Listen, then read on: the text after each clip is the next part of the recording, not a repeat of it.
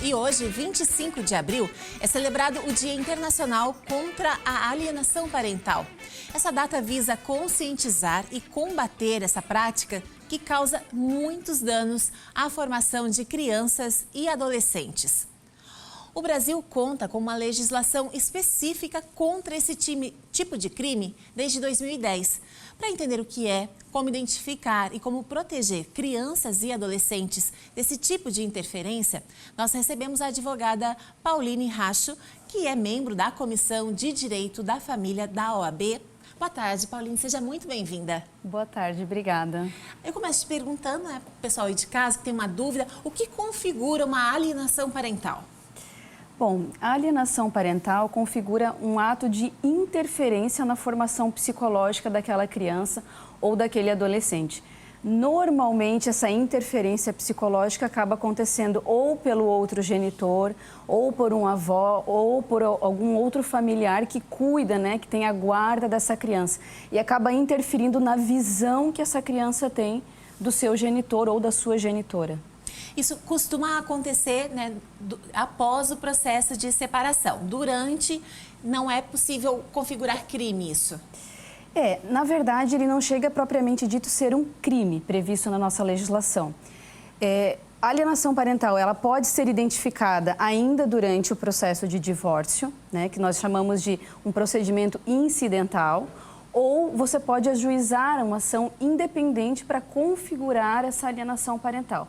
Mas se durante o processo de separação, de divórcio, se verificar atos de alienação parental, pode sim e deve ser informado ao juiz que está conduzindo o caso. E o que seria isso na prática? Que tipo de comentário, que tipo de comportamento que configura?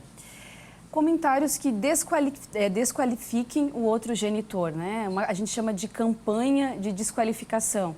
Falar mal, o seu pai, a sua mãe fez isso ou fez aquilo, sempre lembrando que o problema dos adultos não pode interferir na vida das crianças, na relação das crianças. O que aconteceu naquele casamento não pode se influenciar. Então, palavras que desqualifiquem, atribuir questões negativas, incutir naquela criança um sentimento negativo a respeito daquele genitor, dificultar o contato, o seu filho não está, ele não quer falar, mas por que será que ele não quer falar com esse genitor? Então, algumas dessas atitudes, ou até mesmo mudar de endereço e não comunicar, mudar de escola e não comunicar, dificultar o contato e atrapalhar esse vínculo com o genitor ou com a genitora. Você já colocou na sua introdução, mas é importante frisar que não é só pai e mãe que podem cometer a alienação. Sim, normalmente o pai e a mãe acabam ficando com a guarda dessa criança ou do adolescente. Mas existem situações em que os avós acabam ficando, ou que um tio, ou uma tia, ou até mesmo uma terceira pessoa que fique com essa criança.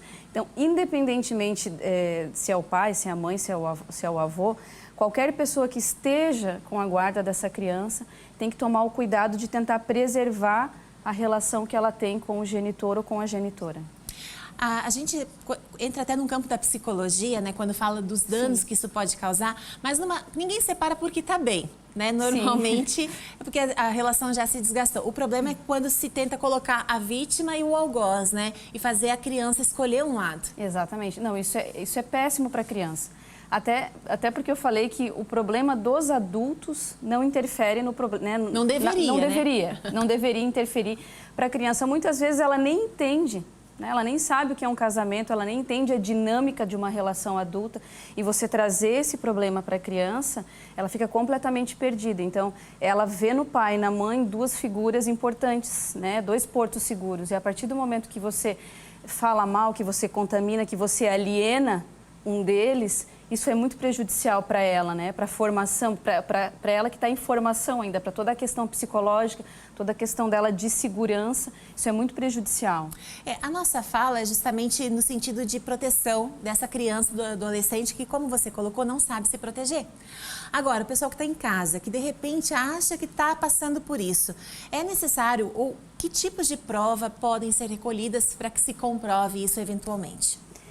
Bom, claro, hoje em dia a gente tem muito utilizando aí WhatsApp, Facebook, mensagens trocadas entre os genitores, mas também num processo, quando você leva isso para o juiz, num processo, ele faz um estudo, né? Chama um estudo psicológico para realmente avaliar se houve atos ali, se aquela criança está realmente sofrendo alguma influência externa, se ela está sendo contaminada.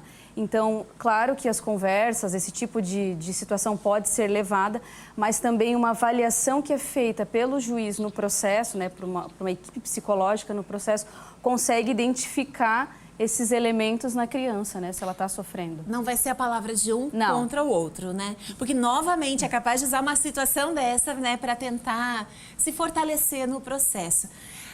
Cada vez mais a gente tem acesso à informação. Não é de hoje, já faz alguns anos. Tu avalia que, nos últimos anos, há uma consciência maior ou a gente precisa avançar muito nessa questão da alienação? Eu avalio que sim, porque hoje o cliente ele já chega no escritório e ele já fala, será que isso não é alienação parental? Será que ele não está cometendo algum ato ruim para a criança? Então, eles já chegam até falar esse termo alienação parental. Então, eu entendo que sim, hoje o acesso à informação faz com que as pessoas muitas vezes já cheguem no nosso escritório utilizando esse termo e buscando informação e também buscando não fazer justamente. Né?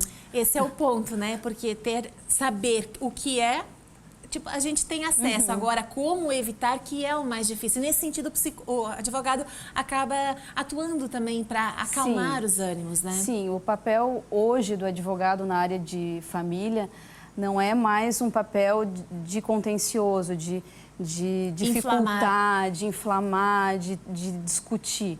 A intenção é acalmar. A intenção é chegar num acordo, numa situação em que fique bom, no equilíbrio. Se não for possível o acordo, o juiz vai decidir, mas que a criança não seja atingida por aquela situação.